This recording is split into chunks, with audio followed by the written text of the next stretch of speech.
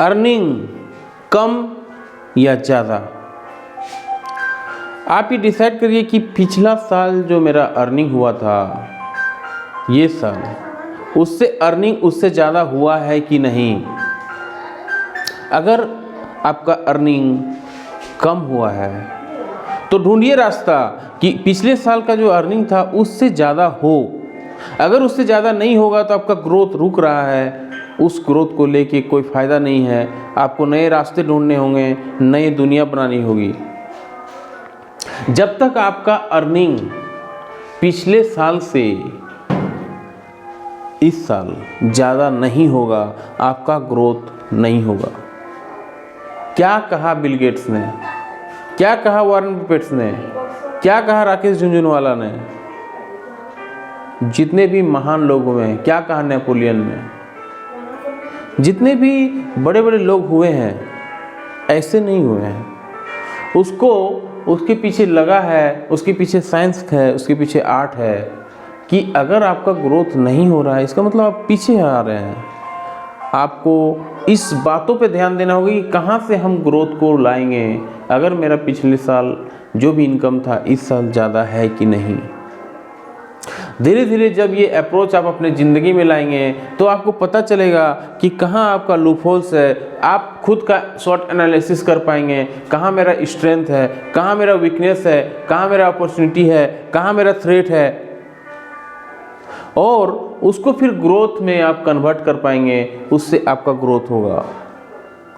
जहाँ आपका ग्रोथ होगा वहाँ कंट्री का ग्रोथ होगा, वहाँ देश का ग्रोथ होगा, वहाँ राज्य का ग्रोथ होगा, वहाँ जिला का ग्रोथ होगा, वहाँ आपका फैमिली का ग्रोथ होगा।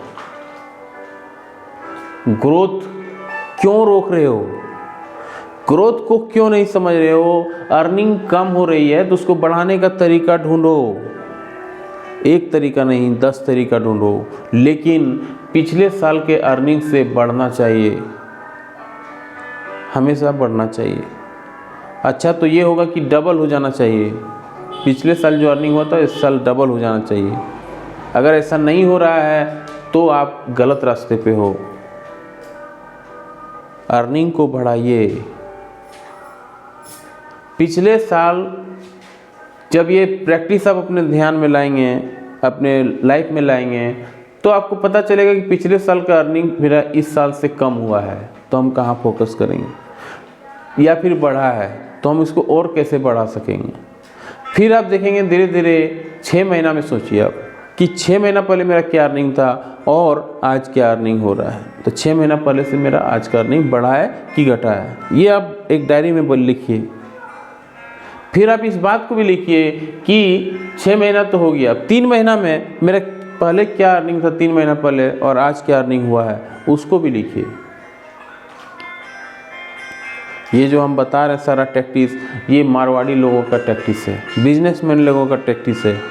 बड़े बड़े बिजनेस जो करते हैं इसी तरह से। क्वार्टरली रिजल्ट क्यों आता है हर कंपनी का?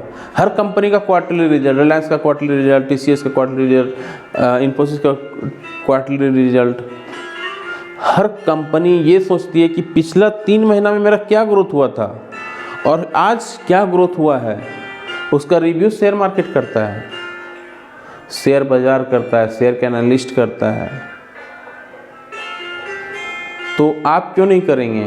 अगर एक कंपनी हर 3 महीना में क्वार्टरली ग्रोथ का अपना रिपोर्ट तैयार करती है तो आपको भी करना चाहिए।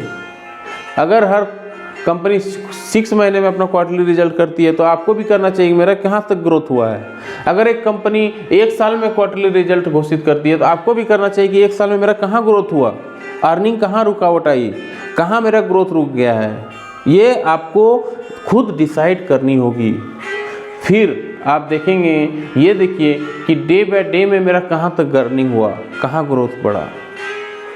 डे बाय डे जब अर्निंग बढ़ेगी तभी आप बढ़ेंगे। फिर आप देखिए कि मेरा मिनट बाय मिनट, घंटा बाय घंटा कहाँ तक ग्रोथ हुआ, तो वो देखिए, उसको लिखिए। फिर आप देखिए कि मिनट बाय मिनट कहाँ ग्रोथ हुआ, सेकंड बाय सेकंड ग्रोथ कहाँ हुआ। ग्रोथ सीधे जाना चाहिए, ना कि नीचे। अगर आप नीचे आ रहे हैं उसको रोकिए, नए रास्ते ढूंढिए, नए आयाम बनाइए। बहुत बड़ी है दुनिया, बहुत रहस्य छुपे हैं इसमें।